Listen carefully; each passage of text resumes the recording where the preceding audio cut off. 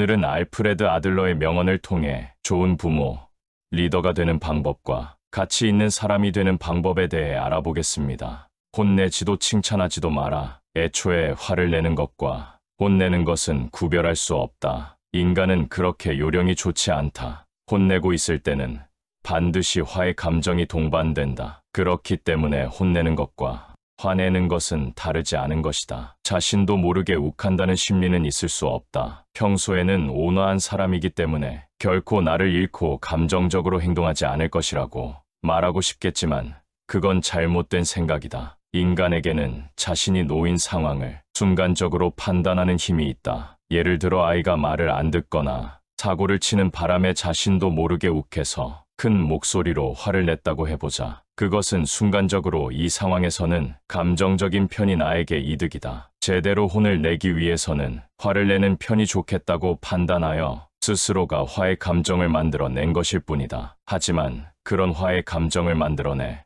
아이를 혼내더라도 아이는 억울함과 반발심만 생길 뿐이다. 행동을 개선하려던 것이 오히려 역효과를 일으켜 서로 사이가 나빠지고 아이는 부모가 하는 말을 더욱더 듣지 않게 될 것이다. 무엇보다 화를 대신할 방식을 배우는 것이 중요하다. 개선을 요구해야만 하는 상황이라면 말로 전달하면 충분하다. 그때 중요한 건 바로 효과가 나타나길 바라서는 안 된다. 시간과 수고를 들여 말해야 한다. 급한 일이라면 바로 잡아야 하겠지만 그런 때라도 말로 하면 될 뿐 감정적으로 행동할 필요는 전혀 없다. 감정이 아니라 이성으로 말로 생각을 전하는 방법을 배우면 분노할 필요가 없어진다. 분노를 대신할 방법을 배우면 분노 그 자체를 억누르는 것과 달리 화를 낼 필요 자체가 없어진다. 감정을 전할 때 말을 사용하는 훈련은 분노의 감정으로부터 자유로워지는 데 효과가 있다. 경쟁은 정신건강에 해롭다. 아들러는 경쟁이 정신건강에 해가 된다고 말했다. 경쟁에서 이긴다고 해도 좋은 것이 아니다. 한 번 이기더라도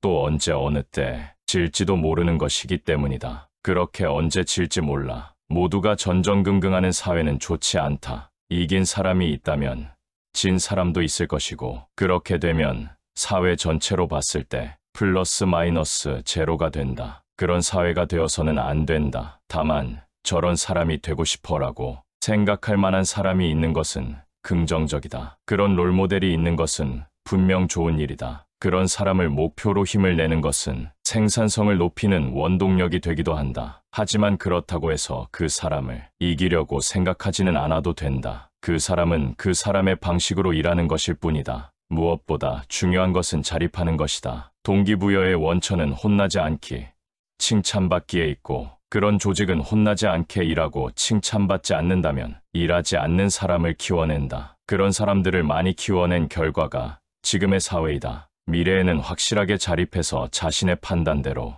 움직일 수 있는 사람을 키워야만 한다. 그런 의미에서 자립을 시킨다는 표현도 잘못됐다. 누군가가 자립시켜준 사람은 자립했다고 말할 수 없다. 자립은 누가 시켜주는 것이 아니다. 스스로 자립할 수 있도록 부모는 용기를 줄 뿐이다. 심각해지지 마라. 변하는 것도 중요하지만 깨닫는 것이 더 중요하다. 그것을 인정하는 것은 패배가 아니고 약함을 드러내는 것도 아니다. 그것을 인정할 수 있는 분위기가 형성되어 있다는 것은 중요한 일이다. 부모, 자식 사이에 절대적인 신뢰 관계가 없으면 웬만해서는 솔직하게 인정할 수 없다. 아이는 무섭다. 도와주길 바란다고 말할 수 있는 분위기가 중요하다. 일어난 문제에 초점을 맞추거나 범인 찾기를 하는 것에서는 논의를 시작하지 못한다. 문제가 벌어졌다면 부모가 먼저 깨닫지 못한 자신을 잘못이라는 것을 인정하고 자신이 무엇을 할 수 있었을지를 생각하고 물어봐야 한다. 부모가 그런 과정부터 시작한다면 아이의 생각이 그렇게 바뀔 것이다. 그것을 중요하게 여기며 분위기를 만들어 나가야 한다. 그리고 무엇보다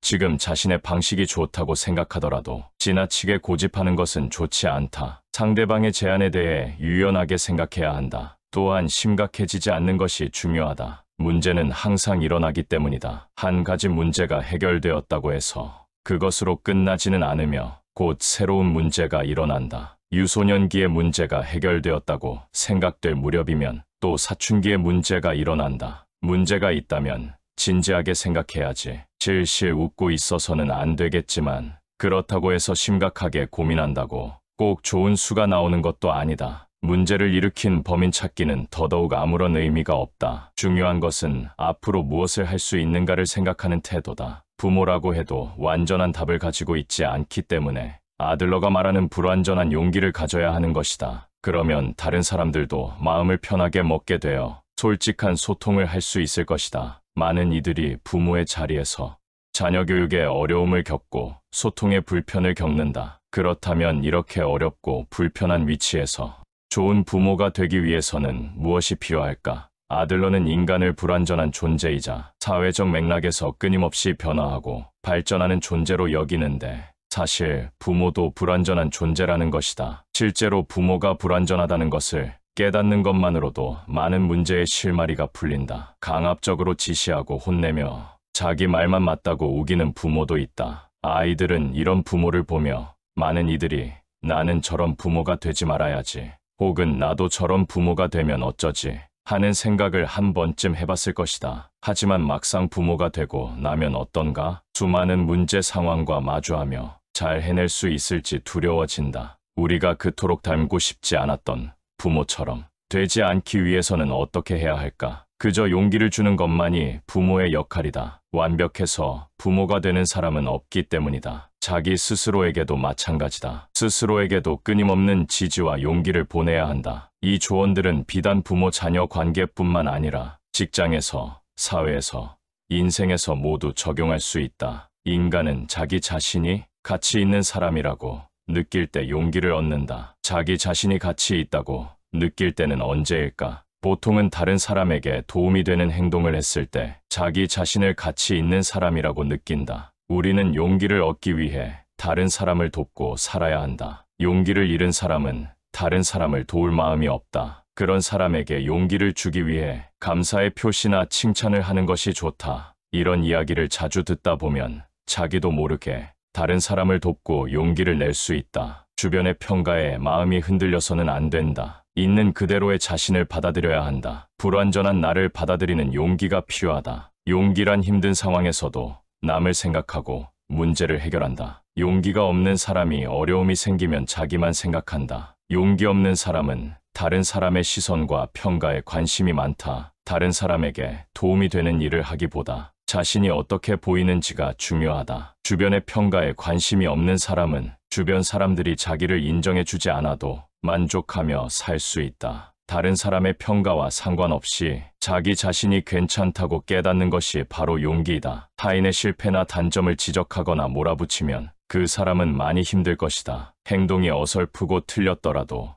지적당하는 순간 상대는 용기를 잃게 된다. 그 지적으로 인해 자신이 무능력하고 열등하다고 인지하기 때문이다. 다른 사람의 문제를 지적하는 이유는 자신이 상대방보다 우월하다는 것을 증명하기 위해서이다. 만약 진정으로 상대방에게 도움을 주고 싶다면 지적해서는 안 된다. 상대방의 행동이 어설픈 이유는 아직 능력이 부족하기 때문이다. 하지만 능력이 부족한 것과 사람의 가치와는 아무런 관계가 없다. 일을 잘 못한다고 심한 말을 해서는 안 된다. 지금 능력이 부족하다고 미래의 능력이 부족하다는 것은 아니다. 지금부터 계속 노력하면 앞으로 잘할 수 있는 가능성이 무궁무진하다. 다른 사람을 지적하는 것은 타인의 삶에 재 뿌리는 것과 같다. 우리는 자기도 모르게 다른 사람의 용기를 마구 꺾으며 산다. 관점을 바꿔라. 자신을 비하하고 스스로를 부끄러워하는 사람이 많다. 또한 배우자나 자녀를 지적하고 부끄러워하는 사람도 많다. 이럴 때 자신의 관점을 바꾸면 상대방의 단점이 장점으로 보일 것이다. 상대방을 바라보는 시각을 바꾸면 된다. 예를 들어 말이 없는 것이 아니라 조용한 성격이다. 행동이 내린 것이 아니라 꼼꼼하고 철두철미한 성격이다. 성격이 급한 것이 아니라 행동이 빠르고 추진력이 있는 것이다. 남의 일에 간섭이 많은 것이 아니라 친절한 것이다. 사업을 하면 항상 망하는 것이 아니라 도전 정신이 있는 것이다. 이처럼 어떻게 바라보느냐에 따라 상대방이나 세상을 바라보는 관점이 180도 달라진다. 당신이 이 세상 모든 것에 내뿜는 부정적인 생각을 정반대로 생각하기를 바란다. 이렇게만 해도 우리는 용기를 얻을 수 있다. 오늘은 알프레드 아들러의 명언을 통해 가치 있는 사람이 되는 방법에 대해 알아보았습니다. 여러분들의 오늘이 행복으로 가득하시길 바랍니다.